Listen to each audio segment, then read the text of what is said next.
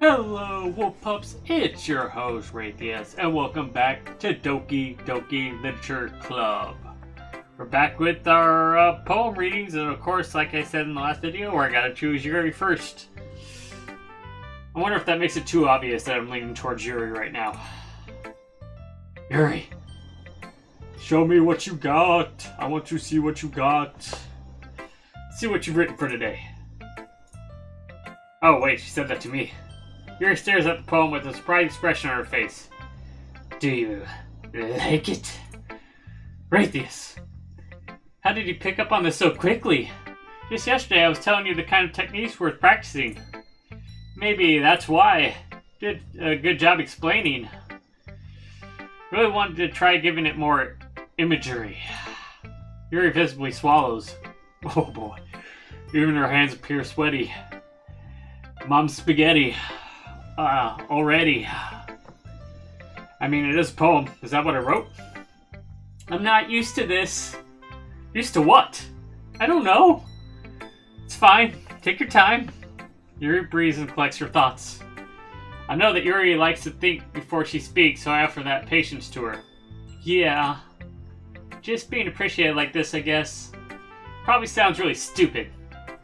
Seeing someone motivated by my writing just makes me really happy. Are you saying you've never shared your writing before? Mm-hmm. Oh, no. What happened? What? Really? I don't believe it. I didn't know. I'm glad that didn't... I got scared. I thought we lost everything. Really, I don't believe it.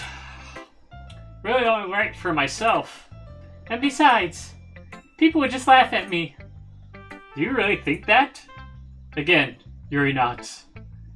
Huh? Even your close friends? Yuri doesn't respond to that. I wonder why. I mean, you get along so well with Natsuki over there, don't you? Anyway, do you want to share the poem you wrote today? Yeah, I do. If it's with you. What do you mean if it's with me? I only get to read it? I don't think the rest of them are gonna like that, Yuri. The raccoon. I hate raccoons. But okay, let's read it. Happened in the dead of night while I was slicing bread for a guilty snack. Oh, there's nothing guilty about a late night snack. My attention was caught by the scuttering of a raccoon outside my window. That was, I believe, the first time I noticed my strange tendencies as an unordinary human. I gave the raccoon a piece of bread. Oh, the little bastard. My subconscious well aware of the consequences. Well aware that a raccoon that is fed will always come back for more. That's so true. So true. The enticing beauty of my cutting knife was the symptom, the bread. My hungry curiosity, the raccoon, an urge. The moon increments its phase and reflects that much more light off of my cutting knife.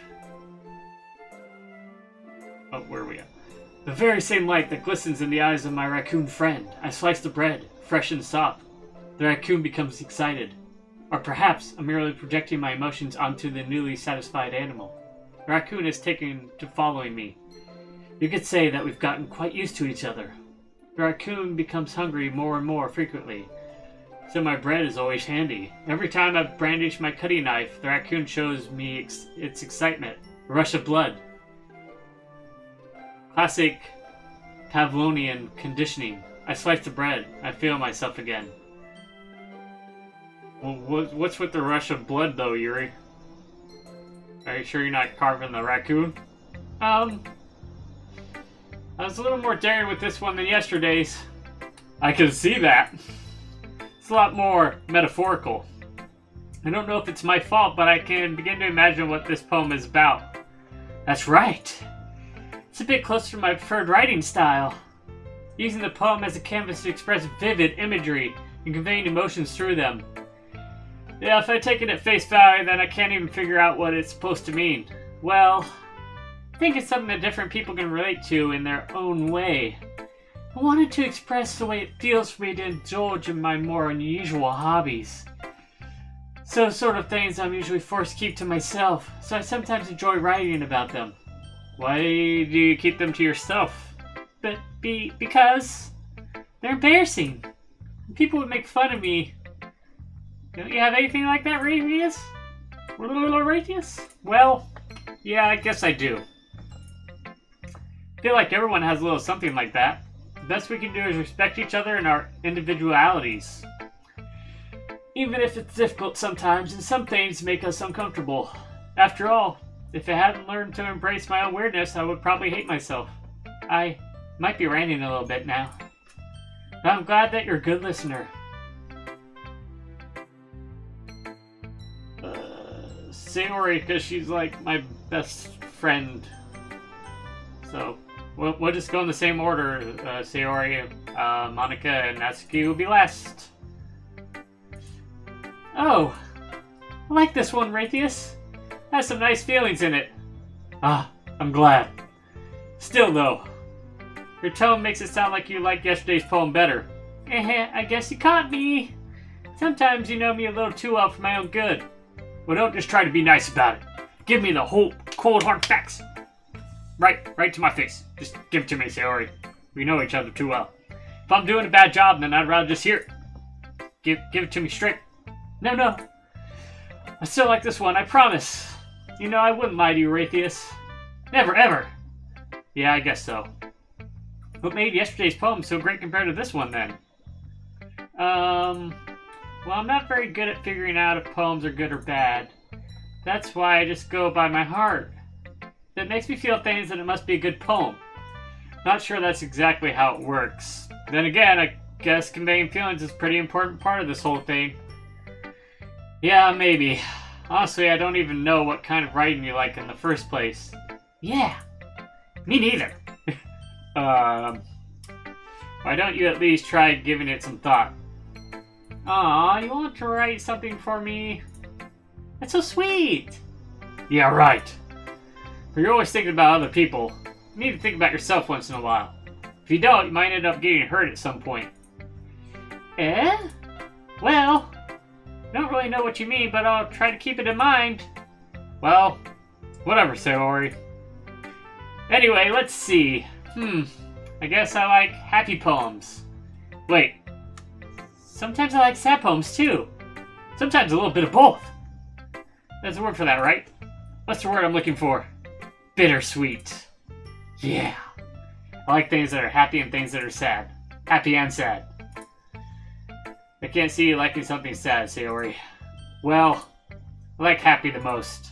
And sometimes when you have a little rain cloud in your head, sad poem can help give the rain cloud a little hug. And that makes it a happy cloud, so you make a nice happy rainbow. Sayori, that's unexpectedly poetic. And I understand why you're in this literature club. Eh? It is? Maybe I'm getting better at expressing my feelings after all. Thanks, Raytheus. I should go write that down then. You can read my poem now, okay? Bottles. I pop off my scalp like the lid of a cookie jar. Oh my god. It's the secret place where I keep all my dreams. Little balls of sunshine, all rubbing together like a bundle of kittens. Oh, so cute. I reach inside with my thumb and forefinger, pluck one out. Oh my god, I don't know where we're going with this. It's warm and tingly. There's no time to waste. I put it in a bottle to keep it safe. And I put the bottle on the shelf with all the other bottles. Happy thoughts. Happy thoughts. Happy thoughts in bottles, all in a row. My collection makes me lots of friends. Each bottle a starlight to make amends. Sometimes my friend feels a certain way. Down comes a bottle to save the day. Night after night, more dreams. Friend after friend, more bottles. Deeper and deeper my fingers go, like exploring a dark cave, discovering the secrets hiding in the nooks and crannies, digging and digging, scraping and scraping. I blow dust off my bottle caps. It doesn't feel like time elapsed. My empty shelf could use some more. My friends look through my locked front door. Finally, all done, I open up, and in come my friends. In they come in such a hurry. They want my bottles that much? I frantically pull them from the shelf, one after the other, holding them out to each and every friend, each and every bottle. But every time I let one go, it shatters against the tile between my feet. Happy thoughts, happy thoughts, happy thoughts in shards all over the floor. They were supposed to be for my friends who aren't smiling. They're all shouting, pleading, something. But all I hear is echo, echo, echo, echo, echo inside my head. Wow, Sayori, you're getting all types crazy. Holy crap! Crapperino. Sayori, did you really write this? Of course I did. Didn't I tell you yesterday I was gonna write the best poem ever? Yeah, but, I mean, I didn't expect something like this coming from you. This is, whew. Oh, man. Monica taught me a whole lot. Oh, wow. I've been really in touch with my feelings recently. I see that. It's almost kind of creepy. I don't mean almost. Creepy? Well, not exactly. Maybe because I'm so used to you being cheerful. Well, never mind. I'm thinking too hard about it. The point is, it came out good, so you should be proud of it. Aw, thanks. I feel like I was meant to express myself this way. It even helps me understand my own feelings a little bit better. Writing is like magic. You've gotten pretty passionate about this, huh? I hope you keep it up. Yeah. Writing's the best. I'm gonna keep writing until I die. Write or die. Ha ha ha, don't get ahead of yourself. Sayori's always had a habit of getting obsessed with something before dropping it no more than a week later. I guess it's gotta be one lesson literature club. Thanks for signing me up for this, Sayori. I wonder if this was one of those times. But seeing the passion in her eyes makes it hard for me to be pessimistic. Monica. Come on, Monica. I need a poem after Sayori's poem. All messed me up there. Hi again, Raytheus. How's writing going? All right, I guess. I'll take that. As long as it's not going bad. I'm happy that you're applying yourself. Maybe soon you come up with a masterpiece. I wouldn't count on that. You never know. Want to share what you wrote for today? Sure, here you go. Give my poem to Monica. Oh, sorry, I called you Monica again. I know your name's probably Monica. Alright. Great job, Raytheus. I was going, oh, in my head while reading it. It's really metaphorical. I'm not sure why, but I didn't expect you to go from something so deep. Guess I underestimated you. It's easiest for me to keep everyone's expectations low. That way, it always counts when I put in some effort. That's not very fair. Well, I guess it worked anyway. You know that Yuri likes this kind of writing, right? She might have influenced me in more than one way. Writing that's full of imagery and symbolism and darkness. Unlike Sayori, who likes using simple and direct words to describe happiness and sadness. Yuri likes it when readers are left to derive their own meaning out of it. It's very challenging to write like that effectively. Both allowing people to get something out of it just by feel, or letting them deeply analyze all the nuances. It can take years of practice, which I'm assuming Yuri has at this point. Never really asked, though. I'm sure I'm nowhere near her level yet. Don't worry so much about that. You do your own thing. Just keep exploring and learn by trying new things. But anyway, you want to read my poem now?